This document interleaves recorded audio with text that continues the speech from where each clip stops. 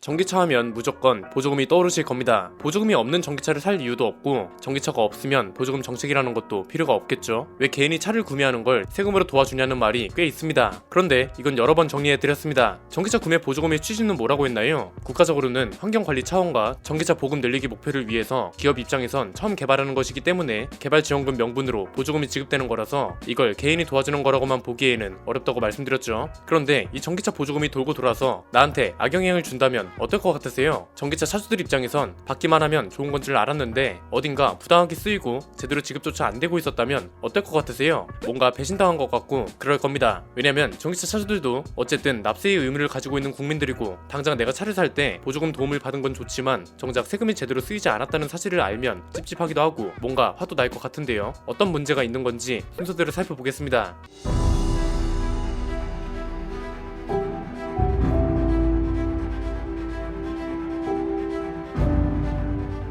전기차 누적 등록 대수가 30만 대 육박하기 시작했습니다. 2018년에 5만 6천 대에 불과했던 게 작년에 20만 대를 넘어서더니 올해 2분기까지 29만 8천 대를 기록했습니다. 올해 상반기에 지급된 전기차 보조금만 봐도 천문학적인 금액입니다. 총 합계가 5,360억 정도인데 이 중에 국산 전기차가 가져간 게 4,693억, 중국산이 388억, 미국산은 166억, 유럽산 전기차는 115억을 가져갔습니다. 여기서 뭔가 이상하실 겁니다. 수입차 중에 어떻게 중국차가 가장 많은 보조금을 가져갈 수 있었냐는 건데 이건 뒤에서 자세히 이야기해드리겠습니다.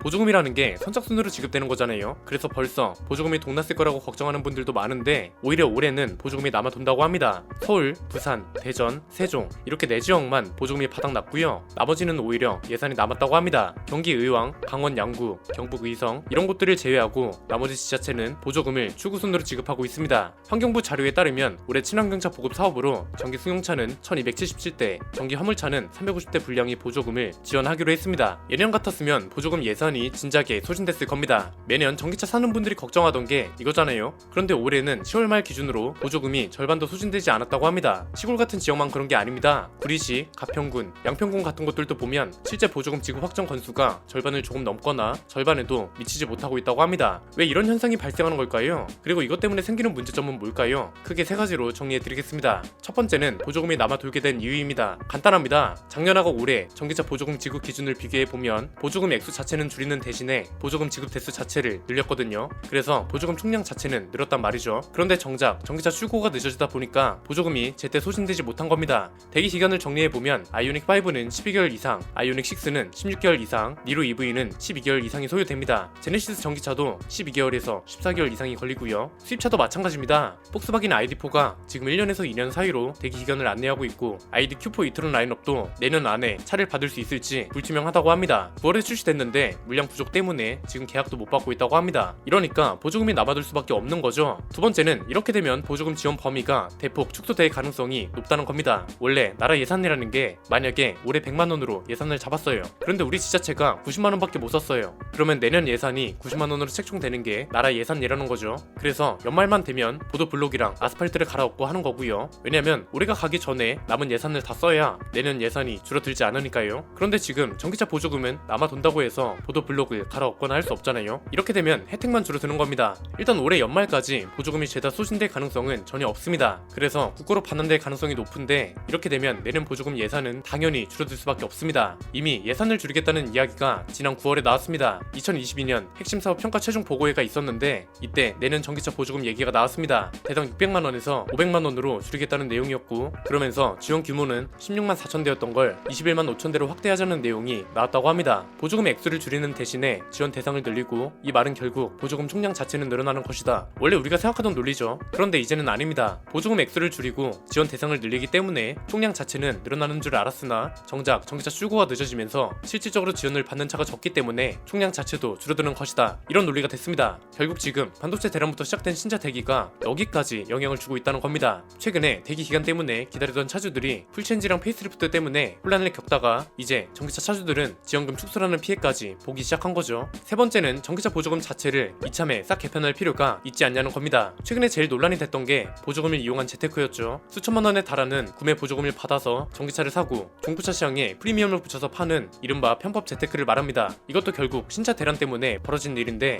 이게 진짜 심각한 이유는 오늘 봤잖아요. 가뜩이나 대기 기간 때문에 차도 못 받고 있는데 정작 필요한 사람은 보조금을 못 받고 이런 꼼수를 저지르는 사람들이 보조금을 받아간다는 거잖아요. 눈먼 세금이라는 말이 그래서 나오는 건데 지난번에 제가 영상에서 지적을 했더니 모르는 소리 말라는 사람들이 있더라고요. 전기차는 2년을 의무적으로 운행하지 않고 팔면 보조금을 환수해야 하는데 어떻게 꼼수가 가능하냐고 따지는 내용이었습니다. 제가 말씀드렸죠. 이런 건 검색이라도 좀 해보고 따지라고요. 보조금 환수 기준에 대해서 설명해 드리겠습니다. 결론부터 말씀드리자면 2년 의무 운행은 꼭 지키지 않아도 됩니다. 대부분이 2년 의무 운행을 지키지 않으면 보조금을 토해내야 한다고 알고 있잖아요. 이건 완전 잘못된 상식입니다. 실제로 서울, 부산, 인천과 같은 지역 대부분이 2년 내 매매 시 지자체 보조금을 환수한다는 조건이 있긴 있습니다. 그런데 여기에 지역 내 거래는 무관하다라는 추가 조건이 붙습니다. 심지어 경기도는 다른 시와 도에서 거래하는 것도 자유롭습니다. 그래서 이건 진짜 유명무실한 의무 조건이고 그래서 보조금을 이용한 꼼수 재테크가 가능한 겁니다. 이걸 환경부도 인지했는지 지금 제도는 2년 동안 동일 차종을 재구매하면 보조금 지원을 제한하고 있거든요. 그러니까 보조금을 받고 차를 샀어요. 이걸 바로 팔고 2년 뒤에 새로운 차를 사면 또 보조금을 받을 수 있다는 겁니다. 이걸 지금 환경부에서 3년 이상으로 늘리는 걸 검토 중이라고 합니다. 기한이 늘어나면 보조금을 받아서 차를 사고 이걸 다시 팔아서 이익을 챙기는 게 어려워지기 때문에 꼼수도 줄어들 거라는 계산입니다. 그런데 마침 지금 환경부도 이걸 검토 중인 단계라고 하니까 저도 몇 가지 제안을 드리겠습니다. 이거 사실 2년이든 3년이든 그리 중요하지 않다고 봅니다. 그냥 그런 겁니다. 만약에 어떤 사람이 보조금을 받고 차를 사서 이걸 중고차 시장에 프리미엄을 붙여서 팔았어요. 그래서 이익을 챙겼어요. 그런데 이 사람의 배우자나 자녀가 전기차가 필요하대요. 그래서 배우자나 자녀 명의로 전기차를 사요. 나랑 다른 이름이니까 보조금을 받을 수 있는 거잖아요. 그러면 이 가족은 처음에 꼼수를 부려서 보조금도 받고 보조금을 이용해서 이익도 챙기고 배우자랑 자녀가 전기차를 살 때 보조금을 또 받는 거잖아요. 2년이든 3년이든 10년이든 명의만 다르면 결국 보조금을 받아가는 데에는 지장이 없다는 겁니다. 사실 이런 꼼수를 부릴 생각이 없고 진짜 어쩔 수 없이 차를 팔아야 되는 상황인 사람도 있을 수 있죠. 그런데 이건 소수입니다. 그러니까 저는 아예 환경부 차원에서 자동차 등록 기준으로 제한을 둬야 한다고 봅니다. 쉽게 말하면 보조금 보증 기간을 두라 이겁니다. 일정 기간 혹은 일정 거리만큼 주행하지 않으면 차를 못 팔게 하는 거죠. 이게 부당하다고요? 개인의 구매 행위를 국가가 제한하는 거라고요?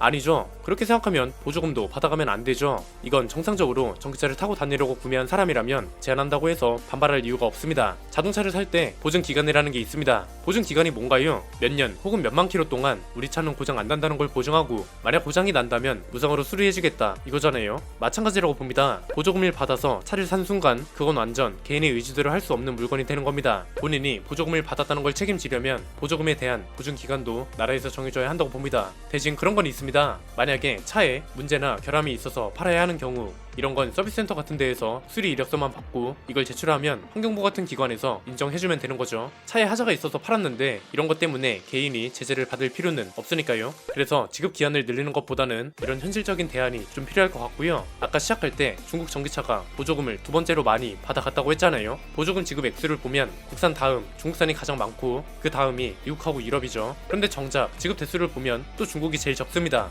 이게 가능했던 이유가 중국차가 대부분 버스나 트럭 같은 상용차라 가능했던 겁니다. 상용차는 기본적으로 보조금 지급 단위 자체가 다릅니다. 차 가격도 다르죠. 버스는 몇 억씩 하고 보조금도 거의 대당 1억 가까이 가져간다고요. 이러니까 에디스 모터스 같은 꼼수 기업이 탄생할 수 있었던 겁니다. 그래서 일단 개인 구매자들을 중심으로는 보조금 보증기간 개념을 도입하면 좋겠다고 했잖아요. 상용차는 국가별로 차이를 좀 두면 좋을 것 같습니다. 승용차 보조금에 차별을 두면 이건 중국뿐만 아니라 미국하고 유럽한테도 타격을 주는 거고 우리나라 시장 규모가 워낙 작기 때문에 제조사 입장에선 안 팔면 그만이라고 말씀드렸잖아요. 그런데 상용차는 다릅니다. 상용차는 종류나 판매량 자체가 많지 않기 때문에 눈에 보이는 타격이 크게 없습니다. 대신 지급되는 액수 자체가 크기 때문에 우리 입장에선 타격이 크다고요. 아까 시작할 때 보조금의 취지가 뭐라고 했나요? 기업이 전기차 개발을 할 때 도움을 주는 일종의 개발 지원금이라고 했잖아요. 상용차는 우리 기업들을 중심으로 지급하는 게 맞다고 봅니다. 아예 수입차를 제한하지는 말고요. 예를 들어서 버스 회사예요. 그런데 이 버스 회사가 국산 전기 버스는 하나도 안 사고 중국 전기 버스만 구입해왔어요. 그러면 이 버스 회사는 지원 대상에서 제외하는 겁니다. 대신 일정 비율 이상 국산 전기버스를 구매했다면 여기는 지원을 유지하고요. 왜냐면 이렇게 되면 중국산 버스를 제재하는 게 아니라 사실상 버스 회사를 제재하는 거란 말이죠. 이렇게 되면 중국하고 외교 관계가 틀어질 일도 없고 버스 회사는 국산 버스를 구매하면 되고 국산 전기버스 점유율은 올라가고 우리 세금이 중국이 아닌 우리 기업에 들어가게 되는 겁니다. 버스 회사가 예산 때문에 힘들다? 글쎄요. 이건 지난번에 올렸던 버스 회사 비례와 관련된 영상을 봐주시면 될 것 같네요. 그래서 저는 2년을 3년으로 늘리고 이런 것보다는 좀 더 현실적인 논의 내용이 오갔으면 하는 바람이고요. 납세자 중 한 사람으로서 제대로 된 곳에 세금이 쓰였으면 하는 마음을 전합니다. 오늘 내용은 여기까지입니다. 내용이 유익하셨다면 구독과 좋아요 알림 설정 부탁드립니다. 저는 김승현 안PD의 스포일러 안PD였습니다. 감사합니다.